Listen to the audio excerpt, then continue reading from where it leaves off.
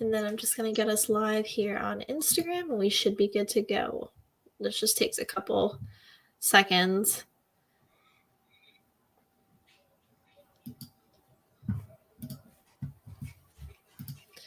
Hey everybody, welcome to another episode of the Ghoul Friend Hour. I'm your host, your ghost host, Morgan Feza, and today we have a super exciting guest. We have Mr. Mark Drotos. Is that how you say it?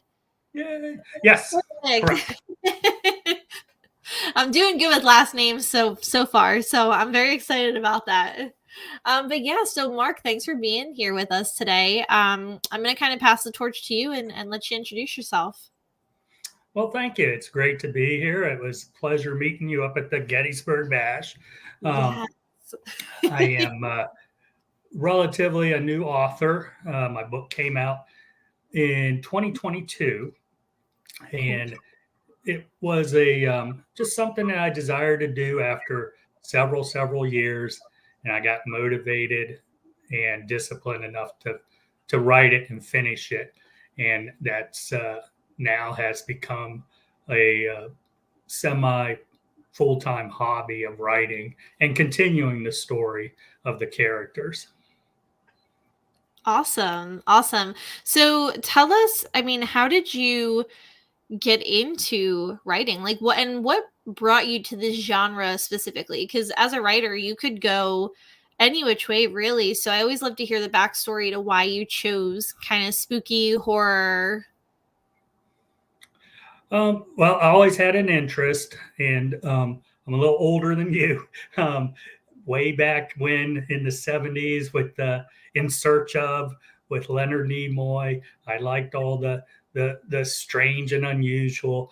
And as of course time has gone on, everybody always kind of enjoys the tale of a haunted house or a spooky story. But it was actually when I was in college, I was living off campus in an old house that had been built in the 1890s, and they had renovated it. Me and a college friend of mine moved in, and that was when I had my first experience of seeing and hearing and experiencing something supernatural. And at that time, that was in the 80s. The all the ghost hunting shows and all that was not popular or even on, and just didn't know what you were encountering. So that always stuck with me. And then of course in the 90s, the ghost hunting shows and things came to the forefront, and I read a lot. I'm a detective with a police department, so I investigate. And all these things kind of came together. And as I was thinking about I was thinking I could write a story, I think. And I thought about, and then I put pen to paper and learned a lot in the process. And here we are today. Wow. So you have law enforcement experience. That's pretty cool. It is. It's been a good career. I'm near the end of it, which I've been in law enforcement for over 30 years. So I'm about done. Yeah. My husband started on the road. He's in law enforcement, and then he transitioned into working for the state, still law enforcement, but as an aviation medic. So I know that line of work can be super taxing. So 30 years. Thank you so much for your service. Thank you. Thank your husband too. Thank you. But yeah, I always love seeing, especially law enforcement, getting into the spooky stuff, because I find like a lot of law enforcement guys, they tend to have very, what's the word I'm looking for? Like that rational mindset of like, there's always a reason for the unexplained. And it's funny because like even my husband, who he grew up with like the ghost show and scary stories to tell in the dark and all of that good stuff, he still will always be like, oh, it was the wind, oh, it was probably this, and he's always trying to find a way to debunk it. So I always love to find law enforcement peeps that get into the spooky side of things, because I just think it's fun. It's fun because it's kind of yin and yang with what you do, and then kind of like your little like your passion project. So I think that's neat. Well, it is the ultimate mystery that nowadays with technology and everything, and yeah, people see it on YouTube or on the various channels stream it. There's things that you just can't explain, Yeah. and that just intrigues me very much so. So being in law enforcement for as long as you have, I know my husband a couple of times was able to be like, oh man, he's like, I had this really like creepy house that I went to. He's like, there was something odd going on there. He's like, I can't explain it, but there was like like you felt like you were being watched. And so I feel like one of my favorite things too to listen to are like stories of the paranormal from law enforcement, because I feel like it happens more than they really talk about. So in your line of work, have you had experiences? Um, I can't think of any off the top of my head that I would say yes, that was a paranormal encounter or something. But I've been exposed to strange things, seen strange things. Yeah, being a detective, we go into a lot of places, and investigate a lot of different things. And yeah, I've seen some odd things in houses. We deal with mentally um, people who have mental disease. There's just a lot of, at times, you always want to rationalize it and say this or that. But yeah, there's been times that I've either felt something or saw something out of the corner of my eye. But of course, being in the profession, you don't want to gain that reputation. I No. mean, I'm at the end of my career, so it doesn't matter. But when you're young, you don't want to be called, Fox and Mulder and all that. That's Absolutely, absolutely. So have you heard of Ralph Sarchi? no, I haven't. So I think you would really like him. Ralph Sarchi, we had him on the show. We're trying to get him back on because he is now currently living in a state where there is a lot of like inclement weather, and so we got hit with a thunderstorm and kept kicking him off. And we were like, "This is probably the most paranormal thing to happen because of all days we decided to do this." It kept kicking him off, but he is New York City. He was a sergeant for NYPD, and he actually, I think it started with a case. There was something that had happened on the job that basically, I don't want to give too much away in case you want to read the book or you want to learn a little bit about him. He there was something that afflicted him, and he decided to go into demonology work. Oh, nice. And practice with Ed and Lorraine Warren, and he did, he has a movie, Deliver Us from Evil. So if you like scary movies, it's a really good one. He has a book. It was originally called I think it was like Beware the Night, and it's now called Deliver Us from Evil. But he had a show, The Demon Files, and he's super, super knowledgeable. But what I loved about it, again, coming from that background, he kind of, especially NYPD of all places, he kind of came forward and he had some really spooky stories that kind of turned into now his lifelong. I mean, this is what he does, and he's absolutely amazing. So I can't highly recommend him enough to kind of check him out, especially from a law enforcement standpoint. I think you would enjoy it. I will. I'll check that out. Yeah. So let's dive into the Haunting of Crimshaw Manor. Um, can you give us a little synopsis? Sure, sure. It's a fictional account. For some reason, a lot of people think it's a real place. It's not. It's a fictional place, fictional college town. And the premise of the story is basically the two main characters are into the paranormal, and they attend a university, Strathmore University, which has a paranormal studies program. So One of them is a little bit older. He graduates and comes back and becomes an adjunct professor.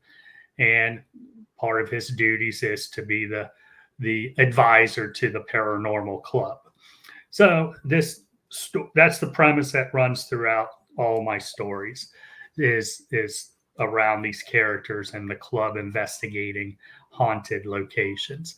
Um, Crimshaw Manor is a place. It's a historic manor house that the city of Strathmore uh, kept and maintained.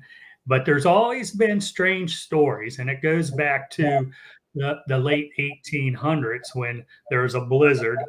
And as one character said, back then there was no snowplows.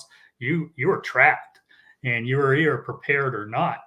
Well, after the blizzard left and the town folk were able to dig their way out, they said, we haven't heard anybody from up the manor house. So they sent people up there. And when they arrived, they found an odd sight, which was the livestock were all gone. Front door was wide open. The gentleman of the manor house was nowhere to be found, or their son. But Elizabeth Crimshaw, she was found, and she was found hanging in the foyer. Um, so obviously, it was a mystery that just kept continuing, and people would occasionally see strange shadows in the window, hear screams, and etc. So, bringing us to modern times, the house is a historic home, and this this club gets to investigate it, and that's the beginning that introduces the reader to my main characters and some of their quirkiness and the process of investigating a haunted location and what they find. Oh, okay. Okay. So, quick pause. If you guys are looking to check out a great spooky read, again, the title is The Haunting of Crimshaw Manor by Mr. Mark Drotos. So go check it out. You said Amazon. Amazon, Barnes and Noble, my website. You can, if you're interested in a signed copy, we can make that happen. You can contact me through there, which is me Drotos, just right there up in my picture there, medrotis.com, which also has a lot of extra material that deals with the book. There was a lot of things I couldn't put in the book. The publisher just said we don't have room for it, so it's there as well as my blog and just things of interest that I think people would, if they like the story, would definitely find entertaining. Awesome. So, there's always this saying that every story kind of stems from a little bit of truth, right? So, The Haunting of Crimshaw Manor, I know that you had set a stage at Radford. Now, you yourself attended Radford, correct? And Yep. lived in a very spooky house off of campus. Yep. So, tell me about that. I want to hear all about that. Well, again, it's kind of funny because we just didn't know at the time. But it's not far from St. Albans, down there at Radford, one of the most haunted places. At the time when I was going to school down there, it was in its final days of being a working mental institution. But the house, as I said, was very old, and being a poor college student, we'll take it. And the owner, I was one of the few that got to see the house in its original state because the elderly lady had just passed away. But geez, it was beautiful. You come upon it; it had huge oak trees, a wraparound porch that went from one side to the other, and then once inside, had a living room, kitchen, and upstairs it had a couple bedrooms and a bathroom. And what he told me was that he was going to build a wall, and he showed me exactly where, which was going to go through the dining room and the hallway. And he said, with the two of you, he goes, you guys will have the back, and I'll have tenants have the front and upstairs. I said, all right, fine. So I'm in the one room, and which was part of the hallway, and everybody's experienced this. If you're sleeping, somebody comes in your room, and you know it. You know it. If you have children, you know that. Okay, somebody's here, and that's the feeling I got. And I opened my eyes, and now I know it was a shadow person. Just went from one wall down to the other wall, as if they were walking down the hallway. So, of course, that freaked me out. And as time went on, I kind of got used to it. It's irregular. There was nothing patterned about it. But then the following semester, we had another roommate. So my friend John, he came and roomed with me, and he put his bed. And I told him, I said, don't put your bed right there. He goes, why? I said, that's where the ghost comes through. He laughed at me, of course. And sure enough, after a while, same thing happened, and he saw it as well. So now I wish I had known what I known about ghost hunting and everything else. I would have had cameras and REM pods and everything, but that house, it's no longer there. I went by there when I was down at the convention at St. Albans about a year ago. It's not there, but it's still it's an old college town, a very old college town, which I'm sure every college town has their stories. Absolutely. I mean, that's crazy. I don't know what I would do if I was younger and I just moved into this place. I'm here for college, and you see this shadow figure just come out and cross your room, and you're like, all right, I'm locked in. This is where I'm staying. I would be like, okay, who are you going to call? Right. True. But, yeah. But, have you had other experiences in general, like other things that have really, the biggest thing that I've loved capturing on this podcast is experiences that really make you scratch your head and kind of go, that's different than something maybe I experienced or investigators have caught. What is one piece of compelling evidence that has really kind of brought you to the table and go, okay, that was undeniable, undebunkable, in your face. I'm sure the shadow person, that probably was super compelling. But now that you kind of know better and are immersed more in this spooky lifestyle, as I call it, what is one experience that you've had that really kind of challenged, I guess I should say, challenged your thoughts? It's difficult because I want to say that we live in a world of distractions. Yeah. There's constantly something going on in your life, and it's in the times, the quiet moments, that I think people are more attuned to things in their environment that are there or may not be there. Part of my career in law enforcement, I was a park ranger as well for the Park Service, and I worked at the battlefield at Manassas Battlefield. Oh my gosh, don't tell my husband that, because that's his dream job.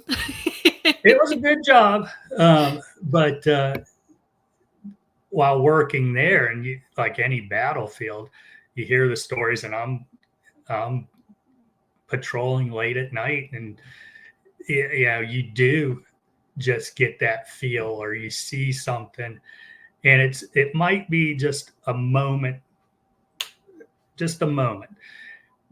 and your mind is always going to rationalize it out, like, oh, well, that must have been car headlights coming up over the hill or something else.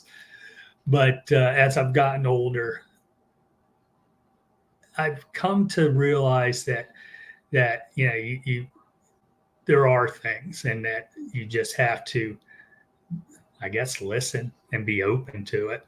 That they're everywhere. Whether it's, you don't have to go to a 150-year-old battlefield. You can go to a house built 20 years ago. If the imprint is there, it's there. And on the job, I've been to some places where, and I, by no means, I'm not saying that I'm a medium or have any of that abilities, but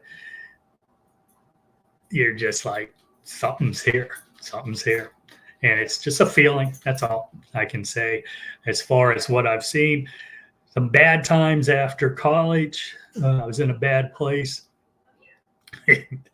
I came out one night from sleeping to go to the bathroom, and I looked over to the living room, and there was something there looking back at me. And I really do believe it was something that was the cause of a lot of my problems at that time. But again, the rationalized part of you say, oh, well, you're tired, you're sleeping. But yeah, to the point where you stop and you're looking and like seeing a figure, a strange figure standing in your living room. But anyway, that's the extent of my, I guess, bizarreness. But I like to write about it. Yeah, absolutely. Absolutely. And you've had some really interesting jobs. I think it's so neat that you were a park ranger, because I've heard tons of stories just from researching from park rangers all over the place, a lot from Gettysburg. That's somewhere that we bring up a lot on the podcast. It's one of our favorite places to go because it's just so energetically charged. But kind of tying Gettysburg into what I'm about to say next, something interesting that I really like that you said that I feel like I haven't had it really said on the podcast is, I feel like so many people, when they watch, ghost shows, like we all love being scared. We all, love watching them, but we do have to accept that a big part of those shows is a lot of entertainment. And I think a lot of people think that ghosts and hauntings and all of the above need to, like you said, need to take place in these old houses and these old, insane asylums and treatment centers and, these places with such sordid history. And it's like, what you said about the imprint is so spot on, because you can have a house that's built yesterday, but if it's on the land, or you bring something into your home that's imprinted on, if there's a million different ways that you can find a haunting.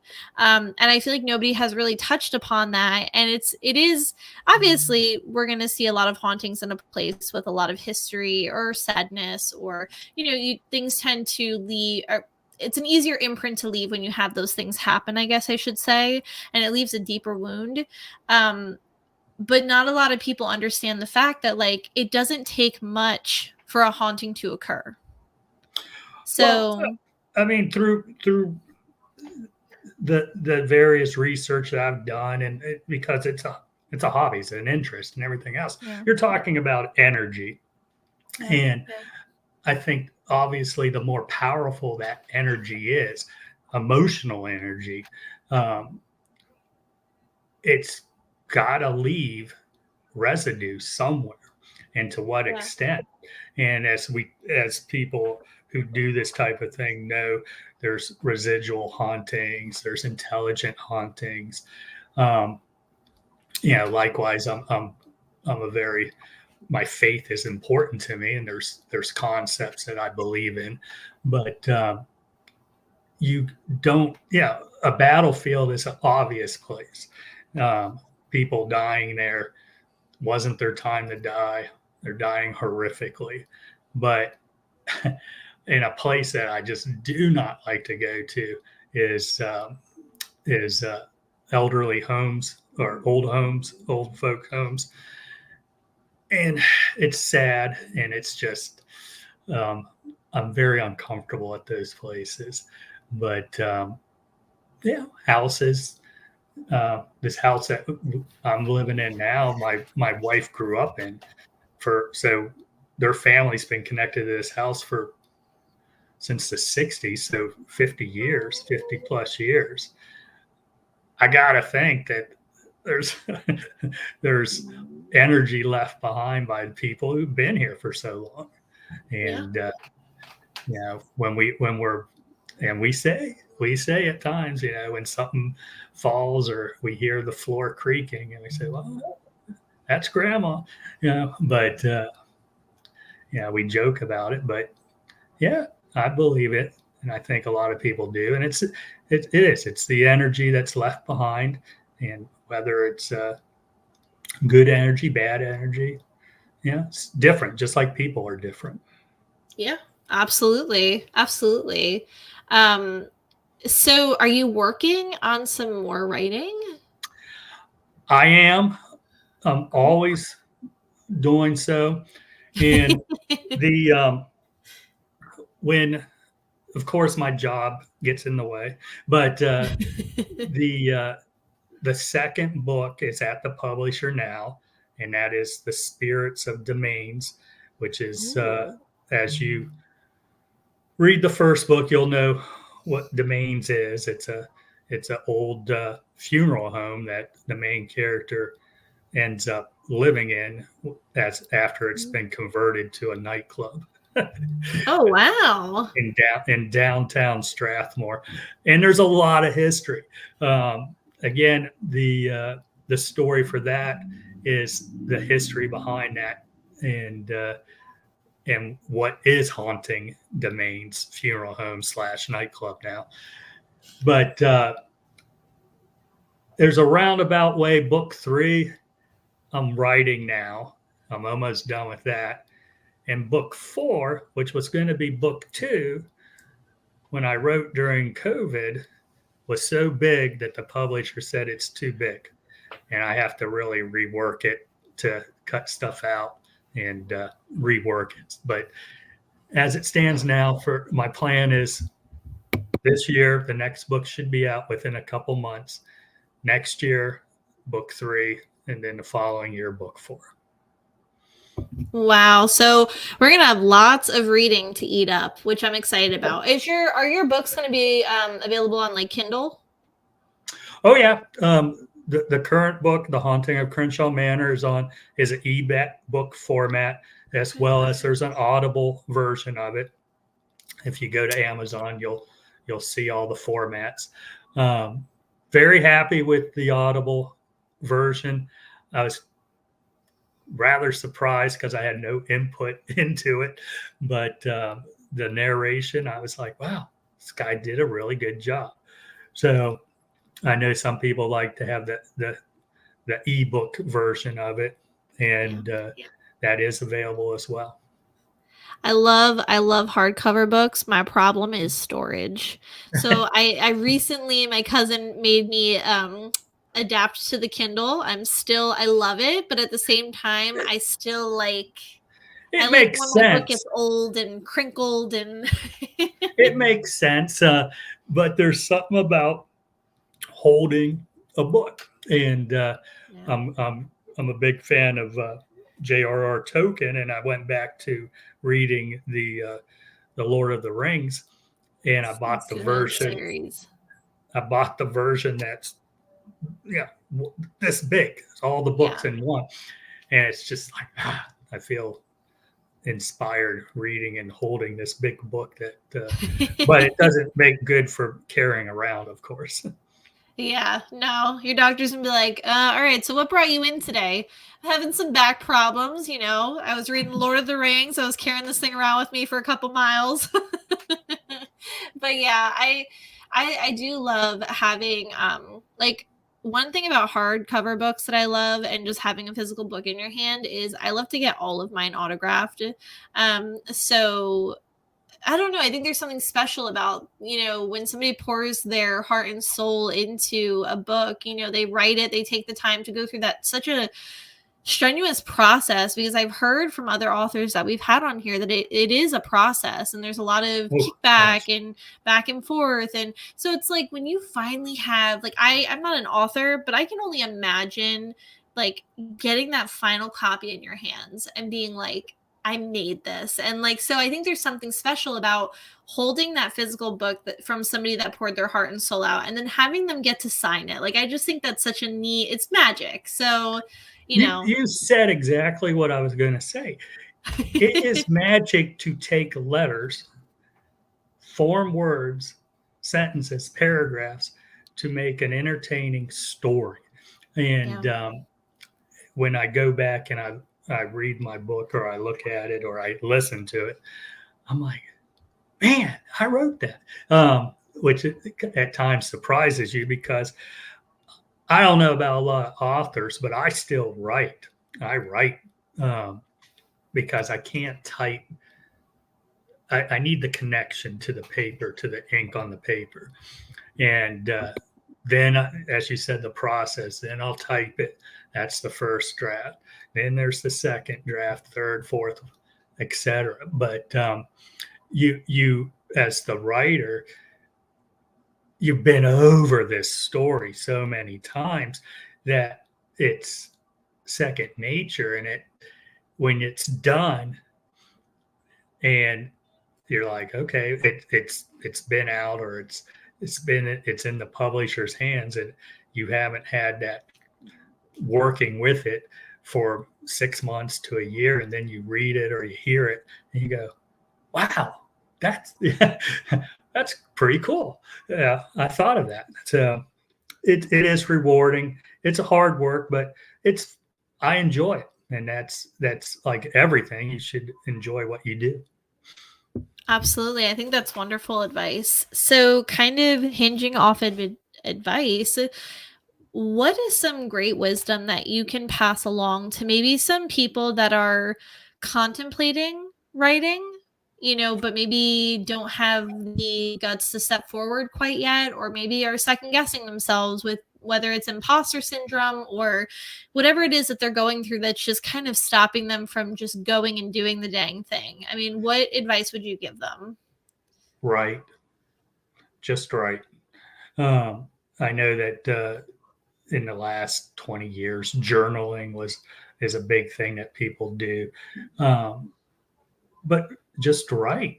And I didn't take any writing courses, and I still don't.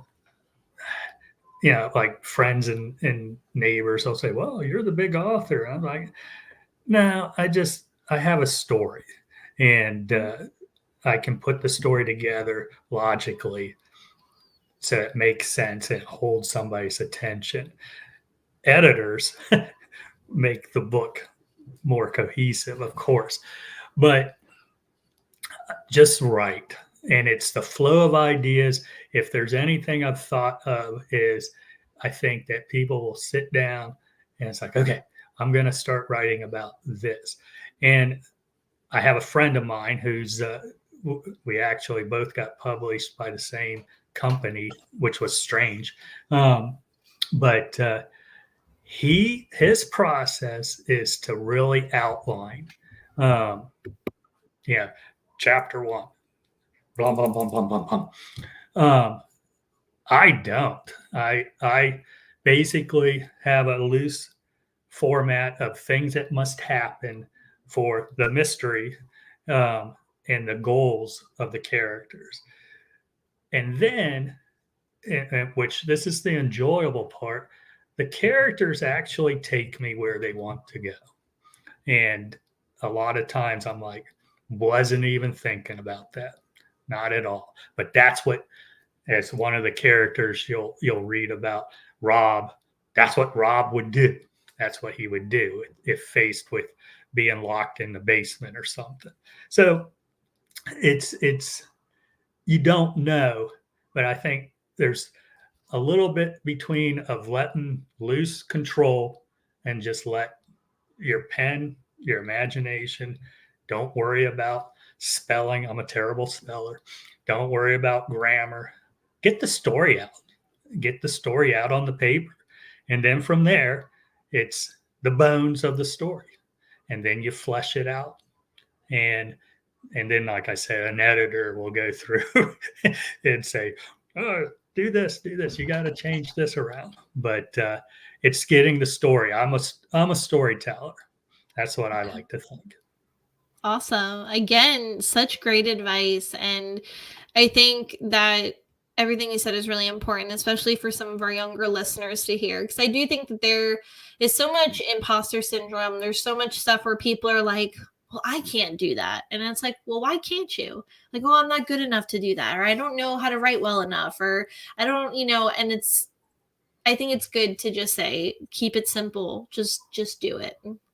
Just do it. Just do it. And the only other thing, which I'm sure many people have always said this, write what you know, write Yeah. what you know. And yeah, for somebody to write, like for me to write science fiction dealing with space and everything else, there's a lot of variables there that I would just be like, oh my gosh.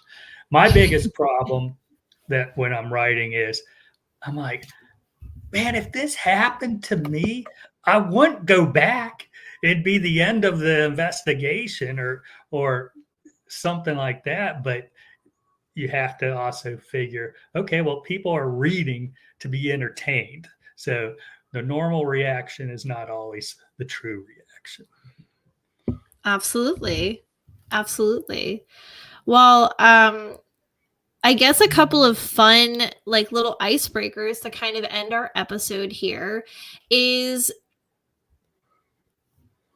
all right, which one should I start with? Let's do what is your favorite piece of paranormal equipment? Ooh. That's a good question because I really like the ovulas. But Oh, everybody talks about the omelet. I don't have experience with it, but I've seen it's really cool.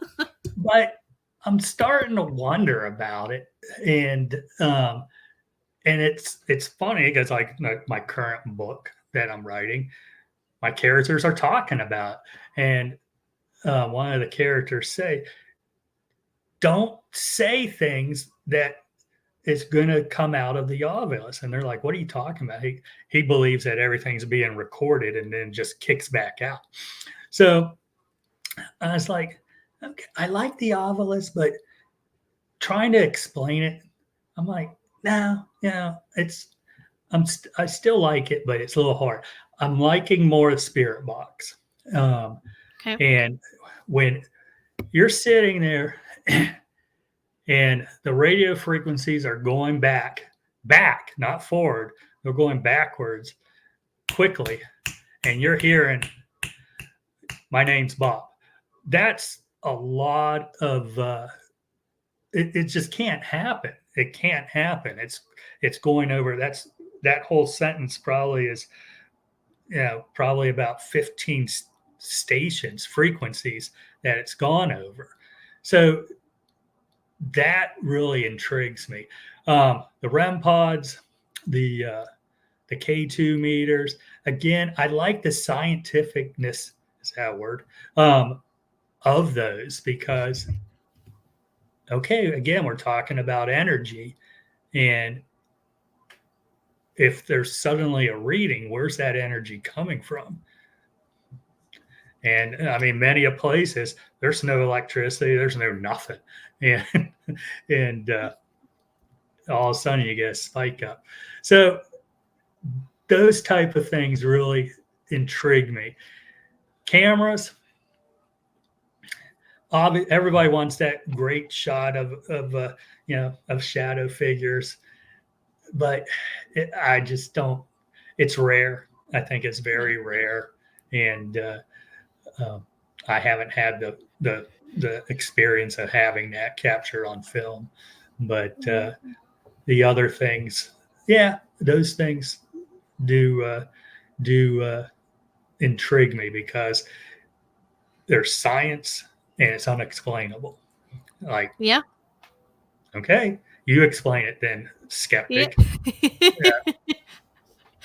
Absolutely. So I got one for you if you haven't heard of them yet.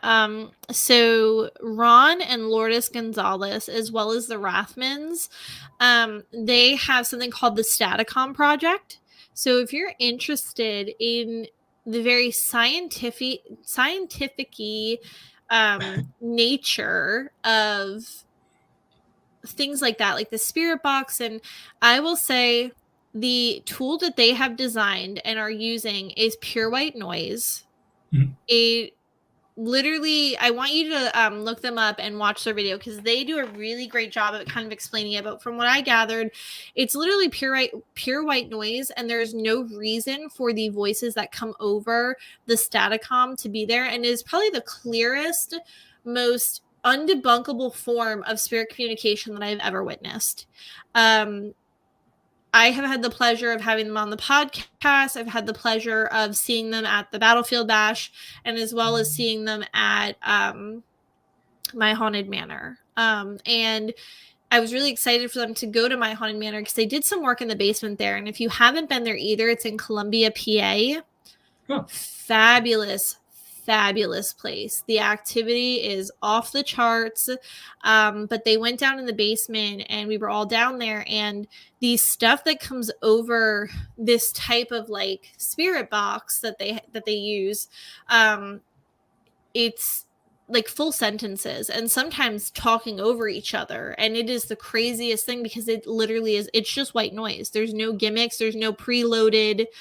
That's exactly like I'm saying. It's like, Yeah. explain it. Yeah. Yeah. Especially when you're getting intelligent responses. Yeah. That just blows my mind. Yeah. I think you would enjoy it. It's really cool. But yeah, so my next question for you is, do you believe in cryptids? um, I guess I should ask you, where are you from originally? The great state of Virginia. Okay, so Virginia is, what's your monster?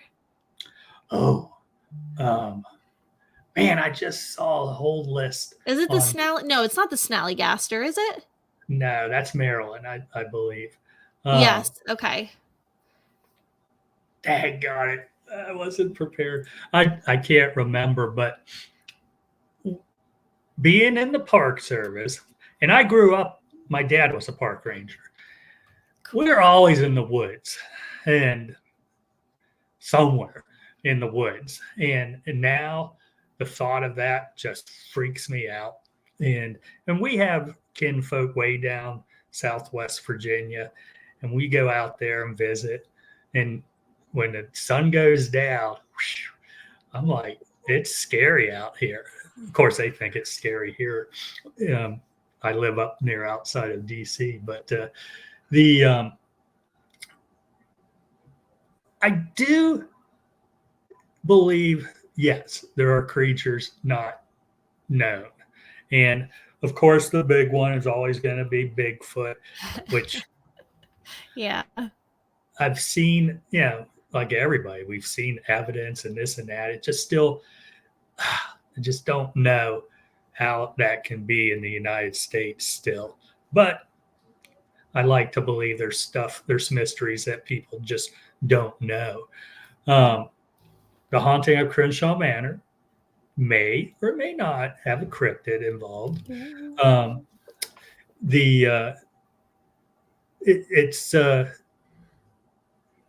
It's something that, again, that just I like to explore it and see, but no, I just can't think of. I don't know if I've ever seen one. I've been scared in the woods of hearing things, which probably is some sort of animal, but I don't think I've ever seen anything that I couldn't explain. Okay, so if you could meet one cryptid, who would it be?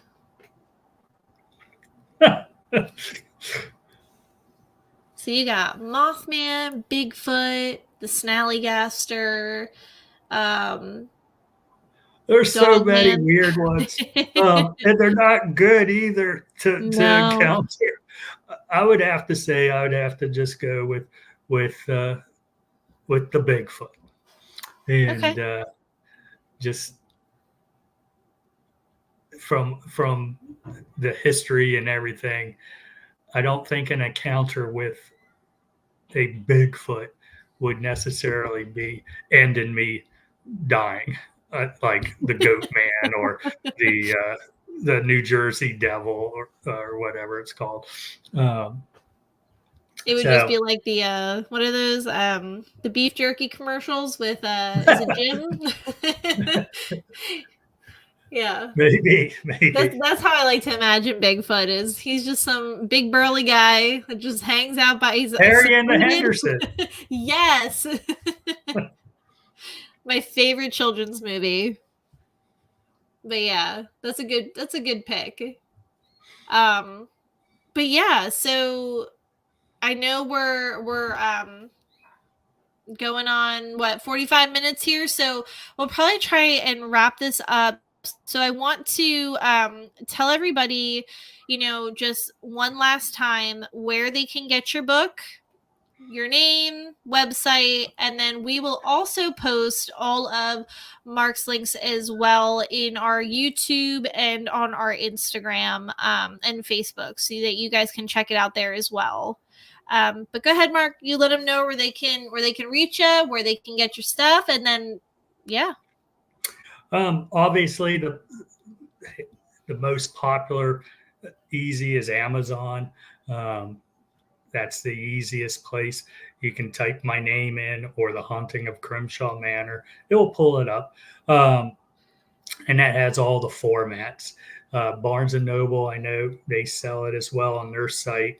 I did a couple meet and greets at Barnes and Nobles. I like them very much. One of the few bookstores, almost chain of bookstores anymore.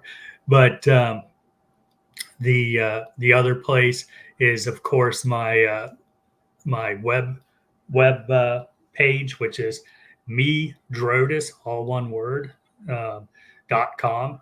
And like I said, I know that some people might want to, who don't get the chance to meet me at an event, if they would like a signed copy, contact me. We'll make it happen. I'd be more than happy to make that happen.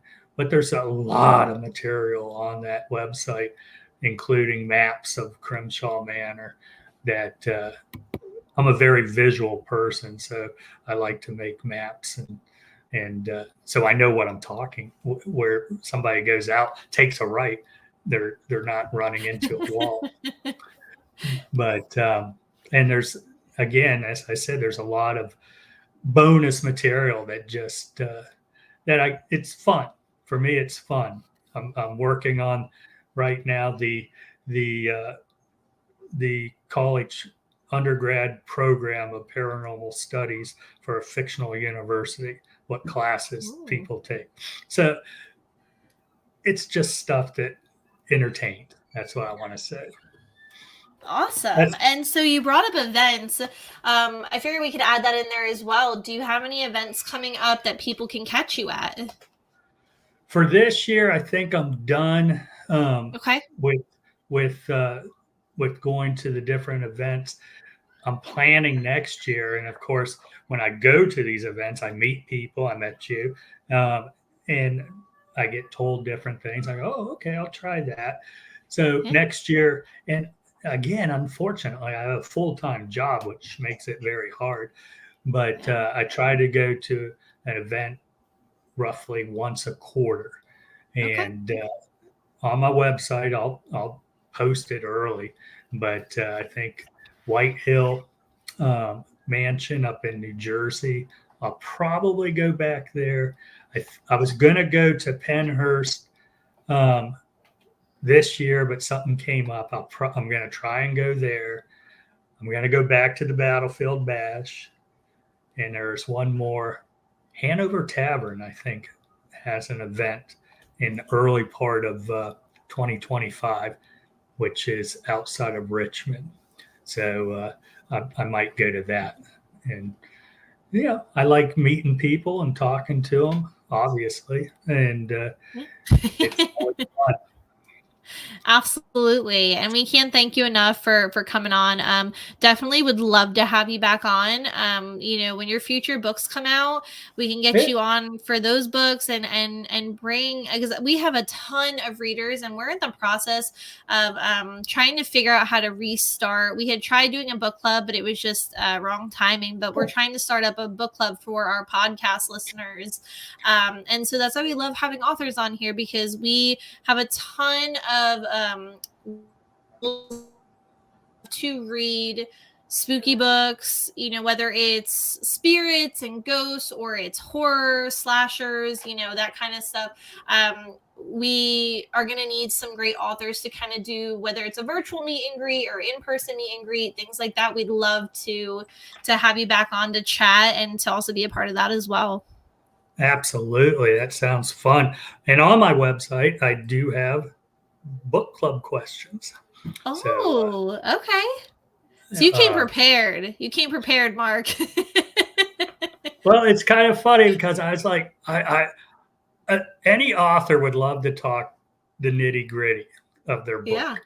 And when somebody asks a question, like, well, not to stump you or to embarrass you, but they go, when so and so went into the room and they did this, why did they do that?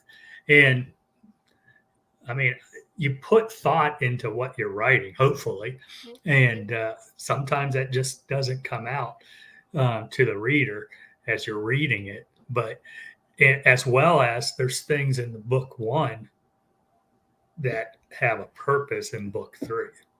So might not mean anything right now, but it's comes back around and they're like, oh my gosh, that's dun dun dun dun, whatever.